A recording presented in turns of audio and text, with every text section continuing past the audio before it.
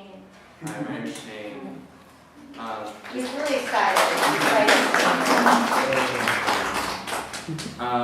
This is called Love and the Metro. I was reading on the 16 when I saw you. You walked on shy, like the bus wasn't a place for you, and you didn't sit next to me, although I sat next to the only empty seat. You chose to stand. I read my book like a reader reads the news, distracted, and I stole a glance at you. Your slender hands gripped the handrail, strong. I imagined what those fingers would feel like running through my hair. I hoped that it would be as sweet and invigorating as a plow tilling fresh soil. Once, I looked at you and you looked at me, and it was almost as if we were to say, I see you looking at me, looking at you, and go ahead, taking a long, deep look, because I'm really enjoying the way that you look. And you sat down next to me that gave the impression that you were about to begin a race. Are you so eager to leave? Have I not been good to you?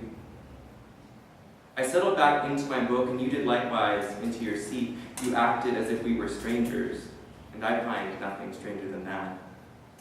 But the soft brush of your arm tingled like the unexpected zing of a blackberry vine, and your rich herbal hair sowed the seeds of passion in my gut. Your fingers delicately caressed my knee under cover of satisfying the itch on your own, and I itched also to shed this skin of pretenses that the bus has our bodies covered in. But you don't. You only say, sorry. But I'm not. We reached your stop, and you jumped up without a backward glance. And I remembered that I'm on a bus, and I settled back into my book. I had to run to catch the 10. It was late, and it was raining. My coat was covered in drops of loneliness, and I had to force myself behind the yellow line that separates me and the driver of this sardine can, standing remotely. My wet singularity was compounded as I bumped and rubbed against people I did not want to, but they squeezed out slowly with each stop, leaving behind vast puddles of what I longed would evaporate from my life. The bus lurched to a stop, and you fell into me. Your hand was on my shoulder, and your fingers trickled down my arm as you took it back. It seemed that the moisture on your hands caused you to lose your grip. I turned around and noticed that your face was covered in my lonely wetness.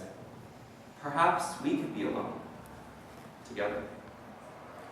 You looked flushed, and the windows began to steam, and I suddenly became aware of the love-dub of the rain on the roof.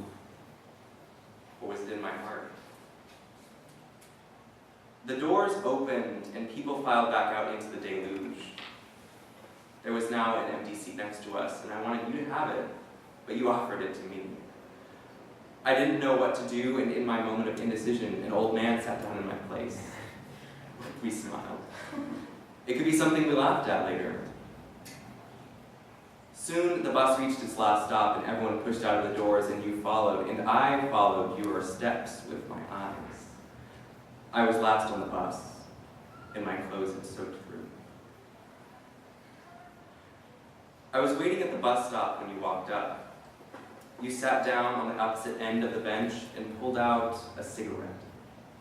I heard the gentle scraping of a lighter, and I turned my head to see the hot flame catch on the tip of your cigarette, and I watched as it began to smolder, burn.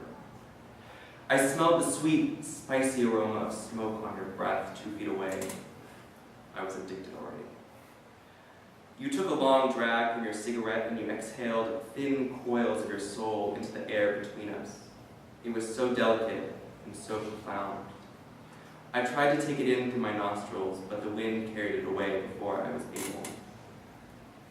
Faintly, the sizzling and crackling of your rolling paper echoed in my head, and the almost orange, almost phosphorescent embers quickly ate away your cigarette and my patience as you inhaled a deep, calming breath. I wanted desperately to place that filter between my lips because yours had been there too, and maybe I could feel the waves of serenity that are lapping against your body with every drag. You flick your ash into the street. Something is wrong. You stand up so fast I find myself startled, and you begin pacing in front of the bus stop, and I would no longer say that you are smoking casually. What's worrying you? What are you waiting for? Can I help? Your cigarette is now just barely more than a filter, but filter what I don't know, because it seems that you're now breathing in bitterness instead of peace. You throw your butt on the ground, and the 20 pulls up, and I'm done.